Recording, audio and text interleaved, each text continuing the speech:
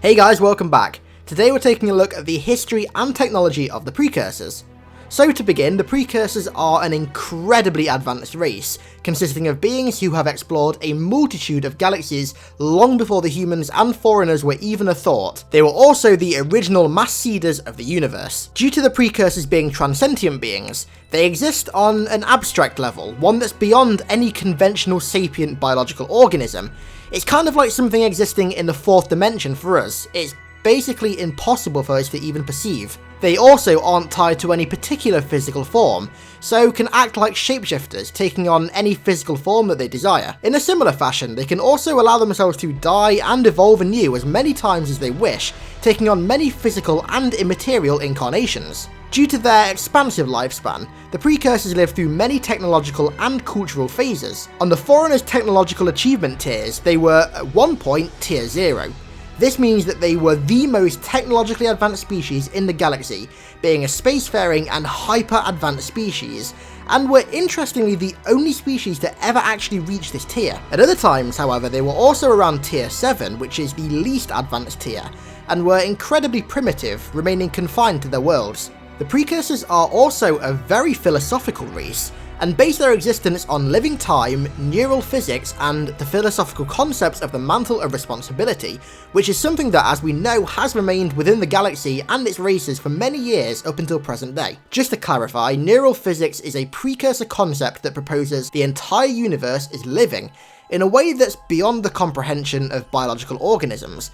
It blurs the line between philosophy and science, and is able to be harnessed as a transcendent form of technology, allowing them to construct unbelievable structures and even travel the stars. It also allows them to communicate telepathically, something that's especially useful during periods of conflict, as we'll get into later. Living time is pretty much an infinite series of twisting and entangling time streams that are tied to the notion of fate, and the mantle of responsibility pretty much dictates who controls the galaxy, to sum it up shortly. To contain all this information, including all that the Precursors gathered from numerous galaxies, they created the Domain, which was like a living encyclopedia. Just to note, the Domain is a Precursor construct and not a Foreigner construct, as is said in Halo 5. I'm pretty sure that was an error in Halo 5's script and writing. Being the original seeders of the galaxy, the Precursors are responsible for the diverse range of species that we see in the Halo universe, and they would assess each one in particular to see if it was capable of holding the mantle. The Precursors ended up assessing one special race, native to the world of Gibalb, the Foreigners. They were initially chosen to hold the mantle, however were later judged unworthy of holding such an important responsibility, so the Precursor decided that it would fall into the hands of a more familiar species, one you guys might know: humanity. This giving and then subsequent taking away of the mantle extremely angered the Foreigners, as you'd expect, who retaliated in an act of rage, driving the Precursors to near extinction. They began annihilating them in the Milky Way galaxy, and then went on to the satellite galaxy of Pathkethona, with only a few managing to escape. Of the Precursors who did escape, some went into suspended animation, which is basically their version of cryosleep, whilst others ground themselves down into a dust, which could later be used to resurrect them into their past forms. This dust eventually became corrupt, however, and induced madness and mutations in any life forms that it came in contact with. These mutations turned the life forms into the Flood, something that the Precursors viewed would bring unity to the galaxy, whilst punishing the Foreigners for their crimes. Ancient humanity eventually came into contact with the dust, which led to the Flood destroying humanity's colonies until retreating on its own accord to wait for a more optimal time to strike their revenge blow against the Foreigners. During its attacks on human colonies, the Flood allowed some humans to go uninfected, leaving the implication of a possible cure that would misdirect efforts in its next assault, while the truth of the humans' genetic attack on the Flood was lost until it was too late. At the same time, a human exploration group discovered the Primordial, who was a precursor claiming to be the last of its kind. Now, I've done a video specifically on this character, and its story, and its history, and everything, so I'm not going to talk about it much in this video. Just click on the screen right now to go and watch it and find out all the information about the Primordial. To conclude the Precursors story, chances are there are still some original non-Flood Precursors out there, whether it's in the Milky Way galaxy, in Pathkethona, in another galaxy we don't even know exists yet, but chances are that they are still out there, and they could, and to be honest, in my opinion, likely will worm their way into the games at some point. Now, the Precursors Technology is where it starts to get really interesting. Because they draw their development and science from the principles of neural physics, everything is created as a living thing, from artifacts to travel mechanisms. Most of what the Precursors made was also near indestructible, with the Halo array being the only direct counter due to its capability to destroy anything sentient and living. Precursor artifacts in particular were mostly stored in planets' crusts and are invulnerable to all conventional forms of damage, being able to survive the crushing and distortion caused by plate tectonics. The most well-known Precursor artifact was something called the Organon, which was capable of activating all Precursor artifacts remotely. The Organon was, however, synonymous with the domain, so is believed to no longer exist, as the firing of the array should have destroyed it, but since the domain is in Halo 5, this may not actually be the case anymore. One important thing to note is that the material the Precursors used to create their artifacts and buildings was actually very similar to what the Foreigners use, an almost metal grey-silvery material.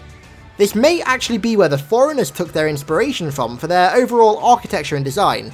I mean, it makes sense, it looks almost identical to the description of the Precursor architecture. Now, arguably the most outstanding of all the Precursors' creations were the Orbital Archers and Star Roads.